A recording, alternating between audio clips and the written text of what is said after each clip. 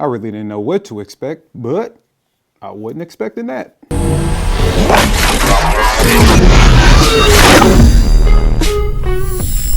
What's going on, everyone? Welcome back to the channel. So today we have a bit of an interesting one to me. So today we're going to be talking about the Springfield Echelon 4.0. That's right.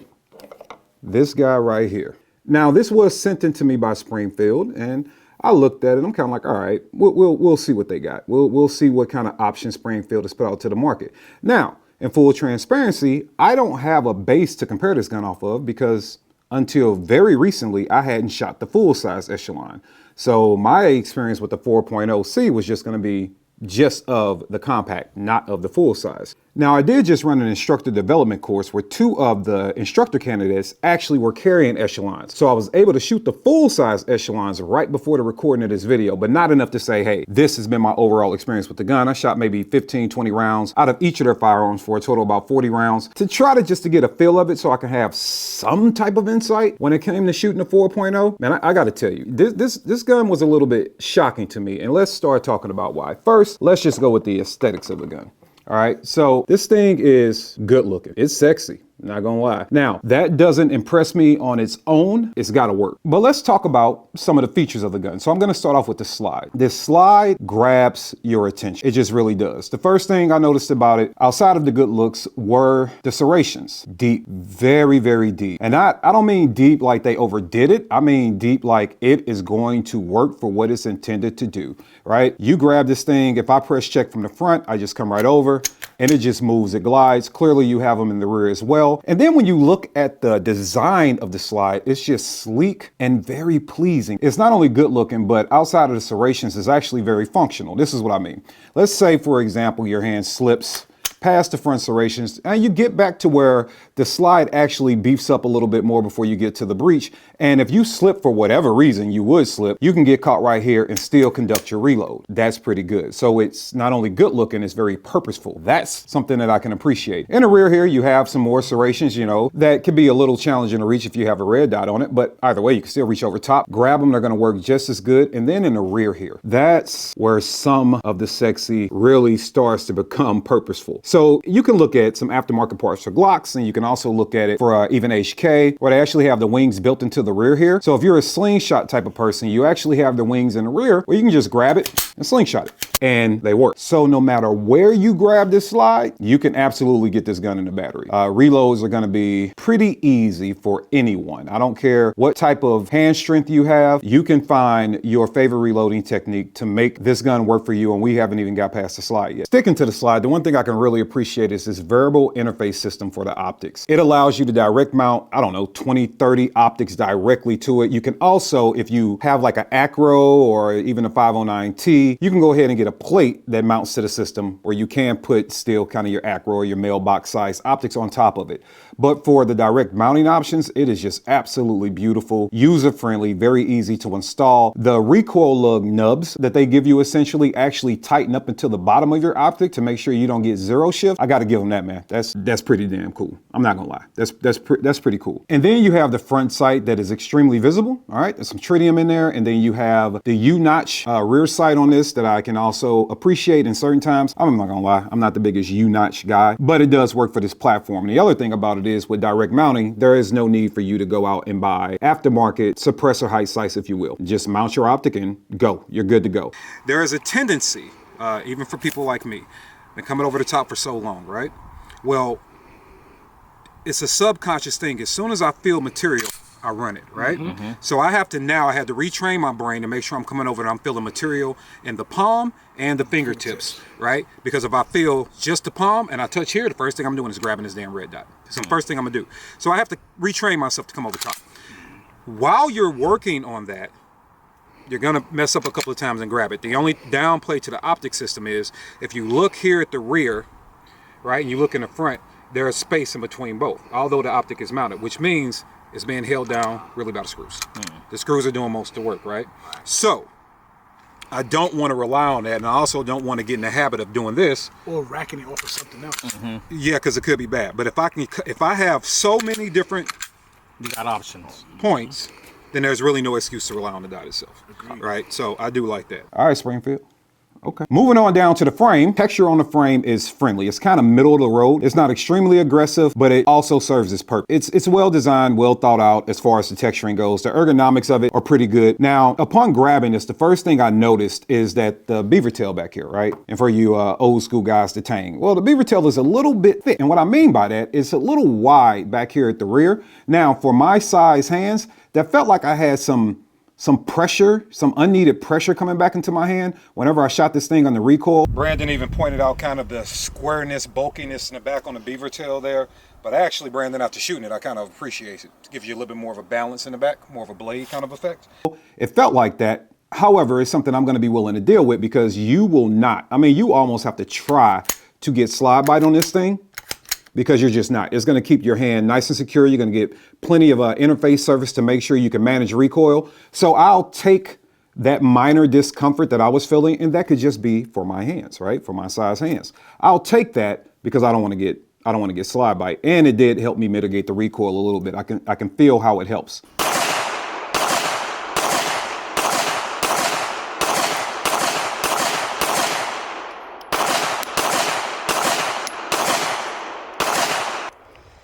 So the blockiness that we talked about earlier is not as big a deal as I was thinking. It's still a little blocky for me, but that's a personal thing. But it's not as big a deal as I was thinking back in here. It could do for personal a little bit grinding down, but it's not as big an issue as I thought. I have a TLR1 on here, so you can't see the fact that there's texturing in front of the trigger guard. They have a small undercut here. They have texturing there, right? So for people that, do like this, you can kind of feel when you have that, stop a little bit of slippage there. So I like that. And then the even slight undercut right here. So they really thought about, hey, what is the end user going to want? And look, I'm looking for a reason to scrutinize this gun. There's got to be more to it that I don't like, because I have to be able to give my audience my true impression. The takedown lever has texturing on it. It's slightly extended out, so it's kind of like a thumb rest there, or a gas pedal, whatever you want to call it. So it's going to help you maintain contact with the gun to be able to, really, really run this thing under pressure. I'm like, okay, keep going, keep going. It's something you don't like, keep going. And then I found something, the slide stop. The slide stop, I don't know if you can really see it on video too well here, okay? But the slide stop is a little tucked into the frame here, a little bit more than my liking.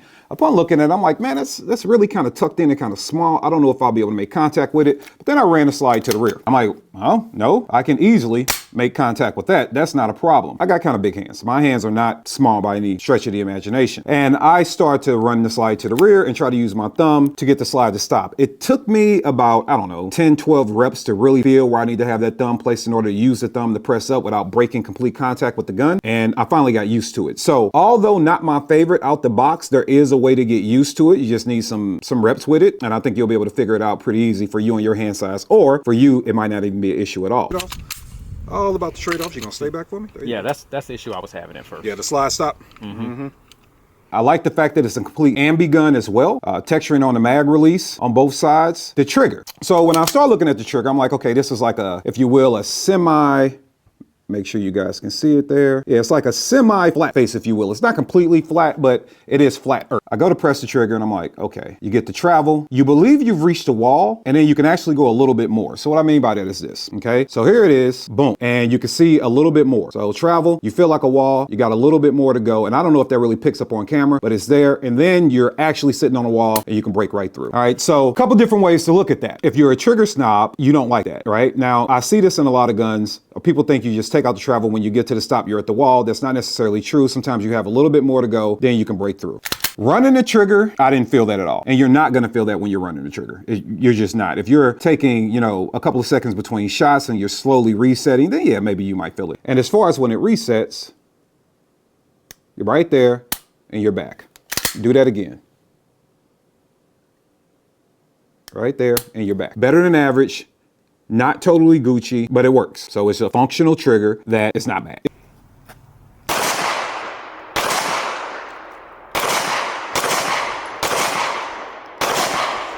I'm giving you you bet not lie look. This is my you bet not lie look. I'm not even looking at you. Oh, I like okay. the grip. First of all, man, why you gotta be that dismissive? I'm sensitive. You just can't say that to me like that. You know what? I'm out the video.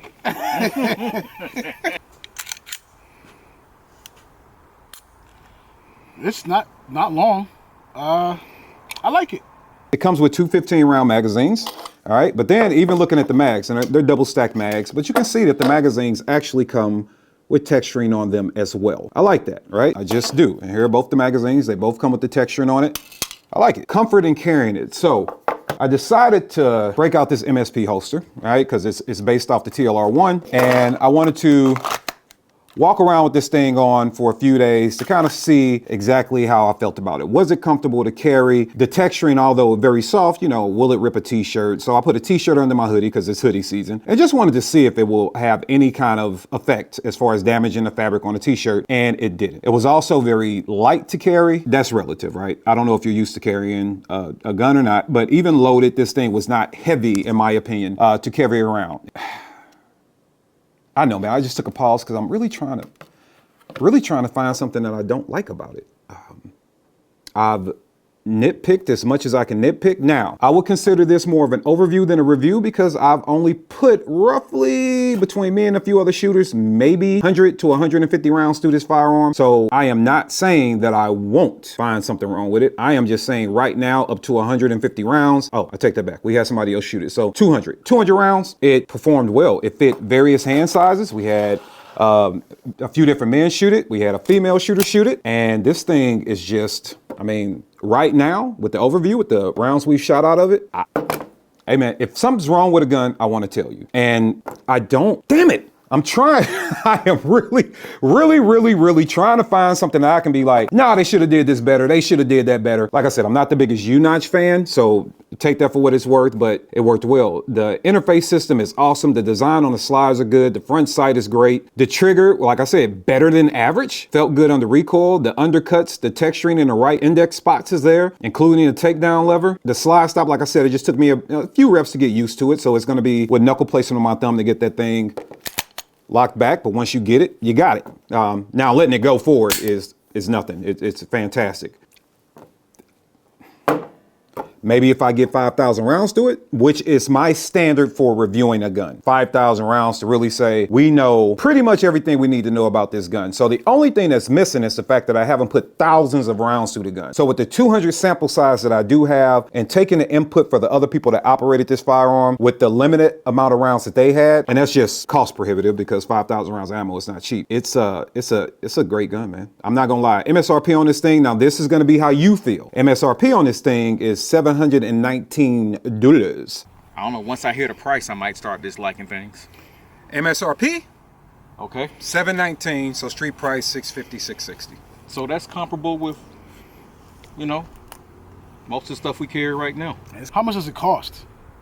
MSRP, which is not street price, MSRP is $719, so probably around $650. So for somebody who, I mean, obviously you have a large platform doing comedy and education and entertainment, so you ain't picking up a gun every single day and doing this every day. This ain't this. You got other stuff you got to do. You busy. You know what I'm saying? You busy. However, as a man that works hard for his money, I'm telling you, MSRP, which you can deduct 40, 50 bucks off what I'm about to say, as far as street price, I'm gonna walk you in a gun store and say, hey, what you just experienced now is $719. To that you say, $650. you comfortable around $650? Okay. All right, so $719 for this thing will get you going. You can compare that to your favorite. As far as the way it feels in my hand, it feels good, feels great. I can get a good purchase on it. Everybody else that shot it, including as the hand size has changed, felt the same. Nobody felt like it was too bulky or it was too slim or anything like that. It worked. I compared it, the only one that I have in my collection that I can compare it to show you kind of the evolution of Springfield in that way is this XDS, right? So now this is a slim gun, that's hence the S, right? Single stack gun. However, I wanted to look at the design of the firearm to see exactly how far Springfield has come. And when you look at this gun, okay, for its time, there was nothing really wrong with it. Plain, it's kind of basic. This was one of their flagship guns for a while. The texturing back here is questionable at best. It's okay. It's okay for when it came out years and years ago. But then when you compare it to this guy, well, Springfield's evolution in design has come a very, very, very long way. When you look at these two things side by side. Ultimately, I'm gonna say this. Now, mind you, overview. I got a sample size of a couple hundred rounds, but the features, it's rich. It's just rich in features. There's nothing else to say there. It feels good in the hand. The indexing points were well thought out. The texturing was well thought out. The trigger is above average. That mounting system is phenomenal. I don't have a need to go out and buy suppressor height sights for the gun, so there's a cost savings there. It's aesthetically pleasing, and I know that could be up to each individual as they look at it, but I didn't encounter anybody. It was 4 or 5 people with us at the range, and I didn't encounter anybody that didn't go, well, damn, that's kind of good looking. I don't really, damn it. Man, I'm telling you, I really wanted to come and say, ooh, they need to do this and they need to do that and they need to do this. They don't. Now, I personally don't have the full size Echelon. Now, what I have found in my research is that if you have the full size Echelon, there are some magazine compatibility issues with going from the full size to the compact. There are videos out there saying that you can overdrive the magazines from the full size. I've seen it on camera. So that I'm going to say that's absolutely true. And it also has the central operating system, right? The serialized part can go from frame to frame. So you have some modularity there. So give that another check mark. Comes in a couple of different colors. You can get black, you can get OD green, and you can get flat dark earth. I don't know what y'all want from me. I don't know what you want from me.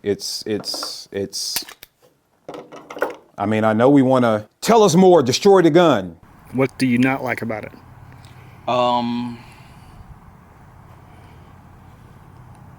Yeah, what don't you like about it? What don't you like about it, huh? I don't know, keep counting after. They made a good gun, man. And like I said, I don't even have a lot of experience with the full size. Shooting the full size was fine. I only shot like 40 rounds, 22 guns. It was fine. But my experience, more of it, if you will, came from shooting this 4.0. And that's all I got, man. I don't know what else you want me to say. That's all I got. Springfield, good job. Now I need to get my hands on that Prodigy to see what's going on with it. Teaching people how to defend themselves with guns. I view it from that standpoint as well. So I'm once again going to mention, I don't have thousands of rounds through it, right? I'm a 5,000 round kind of guy to really give a true, like, yes, final stamp of approval. So minus that, just going off what I have to think about it from, will I trust someone to pick up this gun, granted it goes bang every time, and use it and operate it in a way that's going to allow them to defend themselves? And right now I'm going to say yes. You know, you get this thing anywhere between $650 and $700. I think that's a pretty fair deal, especially for all the features you're getting. This thing is featured rich. I'm going to give it that. Now I want to see if I can break it. That's what I want to see. I want to see if I can break it. But right now, man, Springfield Echelon, I got to give it a go. I got to say, it's one you might want to look at. Shocked the hell out of me. Damn. All right. Anywho, that's been the video, man. You should go out and try out an Echelon yourself. And if you have experience with an Echelon, please let me know in the comments below. Tell me. Now, that being said, man, you need to like, share, and subscribe to this channel. Y'all know the drill. We got to get these numbers up. This ain't gonna work. We got to get these numbers up. I want to continue to bring you an unbiased opinion about everything. And just because they sent me this gun does not mean I'm going to say positive things. I'm saying positive things because it deserves the positivity that it's been given. But you should also, when you want to get your little dotty dot up there, you can go on nootherchoice.com. You know, check us out. Even use the code NOC5 to save you a little something. If you're looking for the Echelon itself, you know, this is YouTube. I can only tell you so much, but there might be maybe somewhere that you can go, I don't know, that you can go find the Echelon. I don't know. Just go out there and look for it, man. A lot of .coms for you out there. Just go look for it. And if you don't know otherchoice.com, check out our swag, man. We got the Harriet with a smack the sugar honey iced tea out of you. We have our purpose over popularity. One of my favorites is violence is the problem, accuracy is the solution. And you can be very accurate with this Echelon 4.0C. I'm your man, KD. Make sure you check in every week for a fresh video dropping, and I'll see you on the next one. But remember, be prepared for when there is no other choice. That's a damn good gun. Now, people gonna think I'm a shield because I couldn't say nothing too bad about it. Damn it, maybe I shouldn't have did that review.